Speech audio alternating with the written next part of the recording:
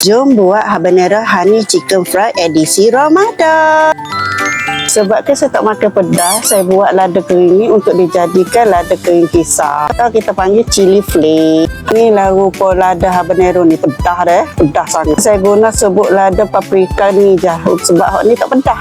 Okey, jom kita masak. Mula-mula kita potong ayam, ikutlah bentuk macam mana saya potong macam ni bentuk dia. Saya dah siap potong lah. Lepas siap potong tu kita basuh bersih, teruskan. Kita buat bahan perapan, kita masukkan serbuk Kentucky dan air secukupnya. Air tu biar lebih paras ayam tu lah. Gaus sebati, lepas tu kita perak selama 15 minit. Bahan perapan ni biar cair macam ni. Resepi penuh boleh tengok di caption bawah dah. Next kita buat bahan sos pula. Dia ke yogurt asli, serbuk bawang putih, mix herb, mayonis, ada hitam kisar dan sedikit jus lemon. Masukkan mayonis, lepas tu kita masukkan yogurt asli, ada hitam kisar, serbuk bawang putih, mix herb, sedikit perahan jus lemon. Tapih dah. So ada biji-biji takut pahit lah. Lepas ni kacau biar sebati. Siap untuk bahan sos. Kita sediakan bahan untuk salutan ayam pula. Sediakan madu, serbuk lada paprika, butter secukupnya dan chili flake yang saya buat sendiri. Resepi penuh dekat caption bawah dah. Panaskan kuali, masukkan butter secukupnya, cairkan butter, masukkan chili flake. Masa ni buka api perlahan, masukkan madu, kacau biar sebati. Okey, siap. Seterusnya kita nak masak ayam Kentucky pula. Saya celup dekat telur kosong gitu je lah. Lepas tu serbuk Kentucky sampai habislah air tu. Panaskan minyak dalam kuali, minyak secukupnya dah. Masukkan ayam Kentucky, goreng sampai kekuningan lah, jangan